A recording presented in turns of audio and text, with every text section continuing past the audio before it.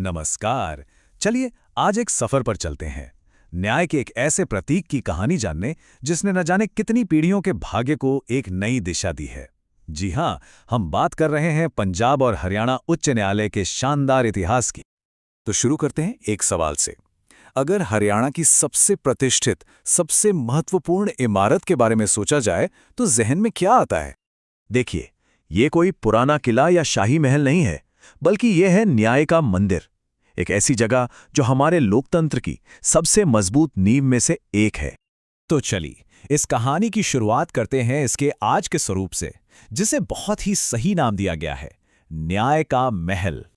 ये जो शानदार इमारत हम देख रहे हैं, ये है चंडीगढ़ में स्थित पंजाब और हरियाणा उच्च न्यायालय। और इसकी एक बहुत ही अनोखी बात है, ये सिर्फ एक नहीं बल्कि तीन क्षेत्रों के लिए न्याय का केंद्र है: पंजाब, हरियाणा और चंडीगढ़। इसकी भव्यता और इसके काम को देखते हुए इसे एक खास नाम मिला, न्याय महल। और ये नाम उस समय के महाधिवक्ता श्री मनमोहन सिंह ने दिया था, जो इसके मकसद को बिल्कुल सही तरीके से बयां करता है।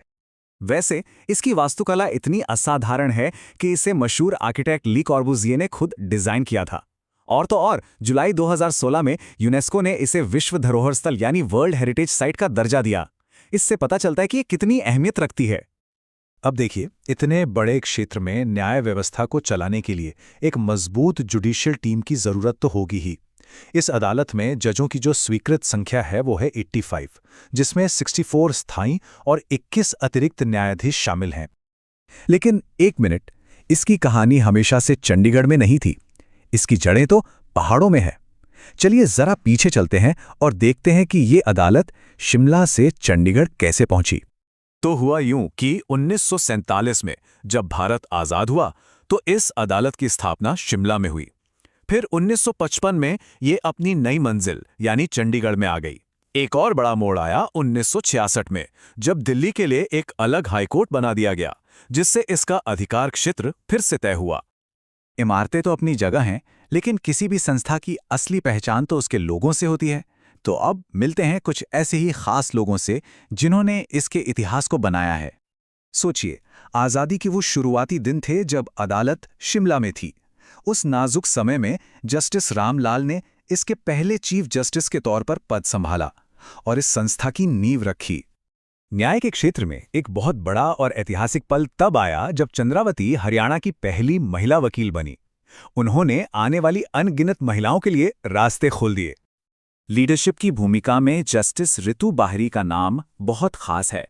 वो इस अदालत के इतिहास में एक्टिंग चीफ जस्टिस के रूप में सेवा देने वाली एकमात्र महिला हैं। और रिकॉर्ड्स की बात करें तो एक दिलचस्प तथ्य ये है कि चीफ जस्टिस के रूप में सबसे छोटा कार्यकाल देवी सिंह तेवतिया का रहा है। लेकिन न्याय सिर्फ हाई कोर्ट के भव्य दीवारों तक ही कैसे सीमित रह सकता है? उसे तो हर इंसान के दरवाजे तक पहुंचना होता है। तो आइए देखते हैं कि न्याय को आम लोगों तक पहुंचाने के लिए क्या-क्या कदम उठाए गए। न्याय को लोगों तक पहुंचाने का ये सफर कमाल कर रहा है।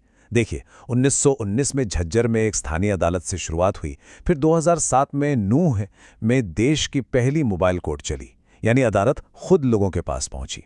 इसके बाद 2010 में शाहबाद में पहला ग्राम न्यायालय खुला और 2020 में करनाल की ई-लोक अदालत ने तो टेक्नोलॉजी के जरिए न्याय को और भी आसान बना दिया। खास मुद्दों के लिए खास अदालतों की जरूरत होती है। इसी को ध्यान में रखते हुए 1997 में फरीदाबाद और हिसार में पर्यावरण अदालतें बनाई गईं और 2008 में पूर्व राष्ट्रपति डॉक्टर एपीजे अब्दुल कलाम का एक सपना सच हुआ, जब ग्राम न्यायालय अधिनियम के तहत गांव-गांव में अदालतें स्थापित की गईं। चलिए अब कुछ ऐसे रोचक तथ्यों पर भी नजर डालते हैं जो इस अदालत की कहानी को और भी दिलचस्प बनाते हैं। हरियाणा के न्यायिक इतिहास में एक बहुत ही दुर्लभ और गंभीर अध्याय भी है। सिर्फ एक ही न्यायाधीश जस्टिस वीर स्वामी रामास्वामी थे जिन्हें पद से हटाने के लिए महाभियोग यानी इम्पीचमेंट की कार्रवाई का सामना करना पड़ा था। हालांकि ये प्रक्रिया कभी पूरी नहीं हुई। अब ये एक ऐसी उपलब्धि है जो शायद ही कहीं देखने को मिले। दो ऐसे नाम हैं, रणजीत सिंह नरूला और सुरजीत सिंह संधावालिया। इन दोनों ने न सिर्फ राज्य का सबसे बड़ा न्यायिक पद यानी चीफ जस्टिस का पद संभाला, बल्कि राज्य का सबसे बड़ा कार्यकारी पद यानी गवर्नर का पद भी संभाला।